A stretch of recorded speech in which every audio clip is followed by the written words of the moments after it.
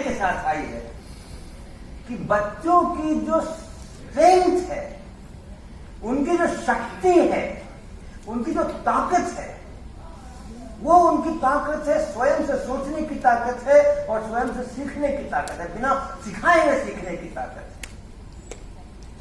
जिस समय उसको आप स्कूल नहीं लेकर के जाते हैं, उसके पहले वाला जो जीवन है, जो भी आप 3 साल की उम्र में ले जाते हो या 5 साल की उम्र में ले जाते होंगे, उसके पहले वाला जो जीवन है, और उस जीवन के अंदर में, उस 3 साल के अंदर में बच्चा कितनी सारी चीजें सीखता है, सीखता है नहीं सीखता है। एक पूरी भाषा जो घर में बोली जाती है, पूरी की पूरी भाषा, घर में माता पिता भाई बहन चाचा ताऊ ताई, साला साली तो नहीं होते उस समय में, तो ये सब लोग जो शब्द बोलते हैं, जितना बड़ा शब्दकोश घर के अन्य लोगों के पास होता है, पूरा का पूरा शब्दकोश वो बच्चा सीखता है 3 साल के पहले। और दूसरी भाषा सिखाने के लिए अगले 10-12 साल तक उसके पीछे पड़े रहते हैं और वो सीख नहीं पाता है आसानी से। और दूसरी बात, पहचानना, आइडेंटिफिकेशन करना, एस्टिमेट करना, एक व्यक्ति को देख करके उसकी लंबाई चौड़ाई ऊंचाई आयतन क्षेत्रफल, तरह तरह के कर्वेचर, आंख के नीचे के कर्वेचर, माथे के ऊपर की रेखाएं देख करके वो 3 साल का 4 साल का बच्चा ये तय कर लेता है कि इनको भैया बोलना है या इनको अंकल बोलना है या इनको बाबा बोलना है। करता है कि नहीं करता है?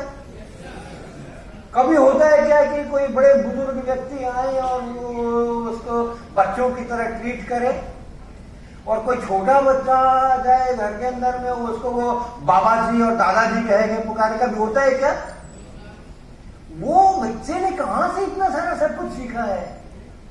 और मैं तो कहता हूं कि उस बच्चे ने न्यूटन के तीनों गति नियम भी स्कूल में जाने के पहले सीख के रखे हुए।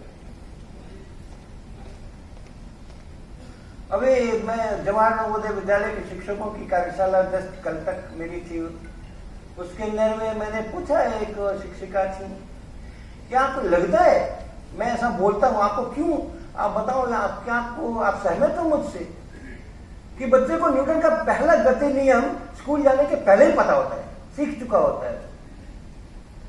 तो उन्होंने सोचा, बोला हाँ आप ठीक कहते हैं। मैंने कहा थोड़ा व्याख्या कर दूं बाकी लोगों के लिए।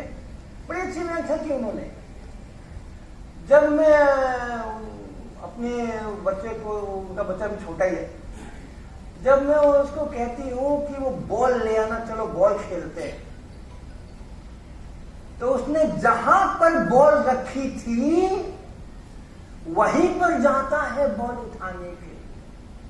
कल उसने जहां बॉल रखी थी वो वहीं पर जाता है बॉल उठाने के लिए। वो वहीं पर क्यों जाता है? दूसरे कमरे में जाके क्यों नहीं ढूंढता है उस बॉल को, या दूसरी अलमारी में क्यों नहीं ढूंढता है, या किचन का पल्ला खोल के उसमें बॉल क्यों नहीं खोलता है? वो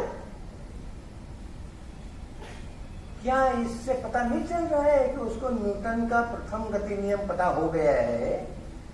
कोई वस्तु अगर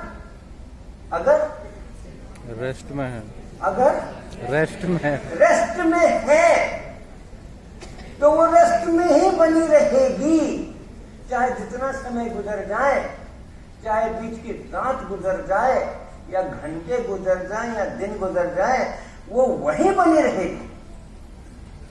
और उसको ये भी पता है कि अगर वो वहां पर नहीं है, उसकी फेवरेट चीज जहां उसने रखी थी वहां नहीं है, तो वो सबसे पूछता फिरता, तुमने उठाई क्या, तुमने उठाई क्या? उसको पता है कि अगर वो वहां से स्थापित हो चुकी है तो बाहरी बल लग चुका है।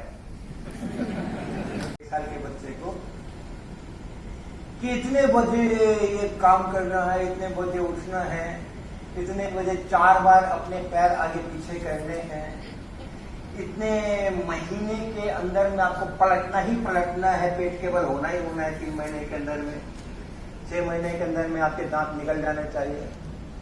तो ऐसा कोई उसके ऊपर बंधन नहीं होता, उसके ऊपर ये बंधन नहीं होता कि इतने बजे सोना है और इतना बज गया अलार्म बज रहा है उठ क्यों नहीं रहे हो, ये बंधन नहीं होता उसके ऊपर सीखने का बंधन नहीं होता है।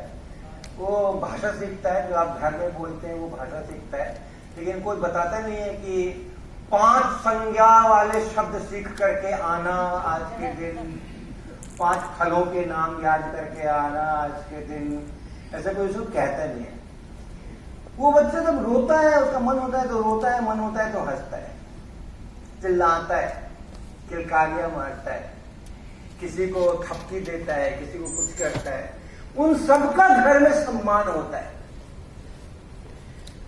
और फिर वो बच्चा एक दिन स्कूल पहुंचा दिया जाता है और ये सारे सम्मान जो है उससे छीन लिए जाते हैं। अब अगर उसने किलकारी मार दी क्लासरूम में तो क्या होगा आप सोच लीजिए। अगर उसने क्लासरूम के अंदर में किसी की चोटी खींच ली तो क्या होगा आप सोच लीजिए। क्लासरूम में जिस समय